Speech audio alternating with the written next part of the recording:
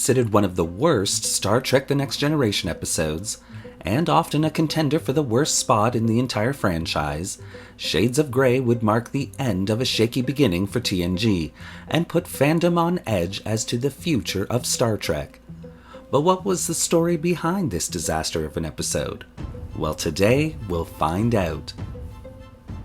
Hello and welcome to Backtrek, a web series that focuses on the background information on any given topic in Star Trek.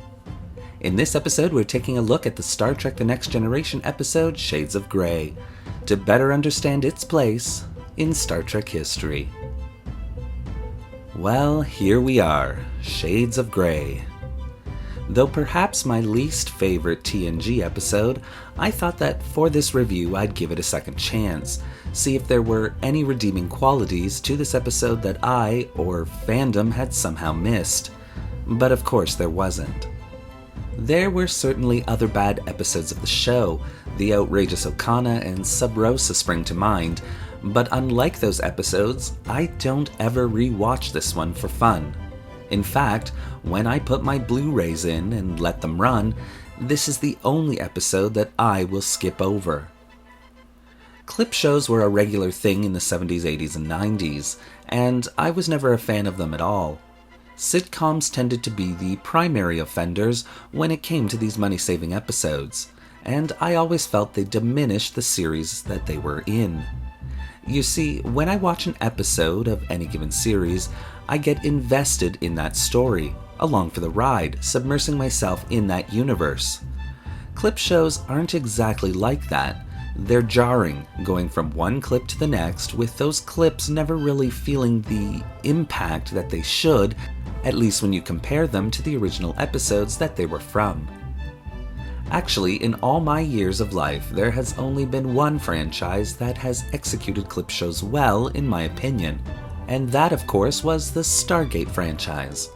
Their clip shows were expertly woven with a narrative that made sense, contributing to a new story rather than just being a remember when type of story. Nevertheless, I intended to give this episode a fair shake like I always do. This episode was written by none other than Maurice Hurley himself. As mentioned before, Gene Roddenberry had appointed Hurley as de facto showrunner since Gene was becoming more ill with each passing day, and as a result couldn't keep his finger as tightly on the pulse of TNG as he would have liked. And so Hurley would be the voice of Gene, a job which he took very seriously, oftentimes stifling the show in favor of his own maneuvers for power. But by the time he was to write this episode for the show, he already knew that he was on his way out.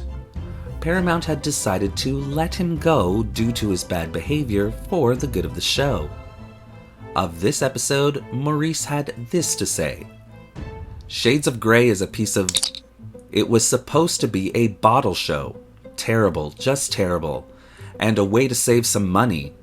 I was on the way out the door, so why would I care? This final episode truly shows the type of person that Hurley was. A bitter, unprofessional man, who simply wanted power and didn't care who or what he hurt to get it. The finale for the season wasn't supposed to be Shades of Grey at all. Originally planned, the season finale would have been a cliffhanger which would have involved the Borg, but Paramount had other ideas. You see, fandom's reaction to the series was lukewarm at best, and Season 2 itself had gone way over budget a number of times, and so Paramount approached the staff of TNG and asked them to make a bottle episode that could be filmed in only 3 days, a clip show, so they could recover some of the money they had lost in making Season 2. Rob Bowman, the director of this episode, had this to say about it. It was Paramount coming to us and saying, "We gave you more money for Elementary, dear Data, and that Borg show. Now do us a favor, give us a 3-day show." So that's what we did, and really it's an accepted part of television production. Rob Bowman directed 13 episodes of Star Trek The Next Generation, including The Battle, Heart of Glory, and Q-Who. Production assistant Eric Stillwell was given the grueling task of searching for clips to represent Riker's memory. He recalls, I spent 80 hours that week scanning through the episodes, finding clips so the producers could pick which ones to plug into the episode. It wasn't very fun at all. As a joke, Stillwell wanted the episode to be renamed Riker's Brain, and he was almost successful in persuading the powers that be to call it that. But of course, in the end, Stillwell would actually name the episode Shades of Grey, because he had decided it was a really bizarre episode that wasn't black or white. It was all just shades of grey. A little bit of Trek trivia for you all here is that, as originally scripted, when Data and LaForge beamed down to the planet to collect a sample for Dr. Pulaski, the entire forest was supposed to attack the brave little away team members. Of course, this was changed, again in order to save money for Paramount. Shades of Grey would also mark the last appearance of Dr. Catherine Pulaski. Fandom's reaction to the character had been cold at best, and Muldar herself wasn't enjoying her experiences being in the series. At this point, fandom really didn't know about the feud between Maurice Hurley and Gates McFadden. It was a feud that drove her away from the show at the end of Season 1. But fans' reactions to Dr. Beverly Crusher had been way above those of Pulaski. And so when Paramount decided that Hurley was out, they approached McFadden asking her to reprise her role. And with Maurice gone, she readily agreed.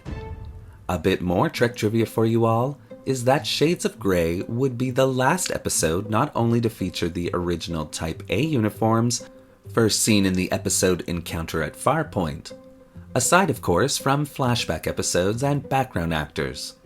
But it would also be the last episode to have the original opening credits from Season 1, featuring some of the planets from our own solar system. Besides having a subpar storyline that didn't really mesh well with the episode as a whole, Shades of Grey simply doesn't feel like Star Trek at all. Sure, we have the characters, and we're reliving events, but the magic that is in most Star Trek episodes is simply gone. It feels sort of like being a kid, forced by your parents to get into a car for an hour drive to an aunt's house that you don't even know. And you're so bored you're constantly asking, "Are we there yet?" Figuring that being there can't be any worse than the ride there, and of course you're shocked to discover that once there, it is indeed worse than the ride. I mean, we've all been there, right? The mistake of Shades of Grey, the clip show aspect, as the core of an episode, would never be repeated again, and thank the prophets for that one. And because of just how bad this episode was, and still is, it certainly has earned its place in Star Trek history, as a lesson never to repeat again. Next time on Star Trek: The Next Generation, Commander Riker is invaded by an alien parasite. My whole leg just went dead. Their growth rate is doubled. It's attacking his brain and nothing can stop it. Respiration is erratic, pulse grossly irregular, blood pressure almost nil. Can anything save him from a tragic death? Hang on, Will. Hang on. Find out next time on Star Trek: The Next Generation. Thank you for watching today's episode of Backtrek. What do you think of the Star Trek: The Next Generation episode Shades of Grey?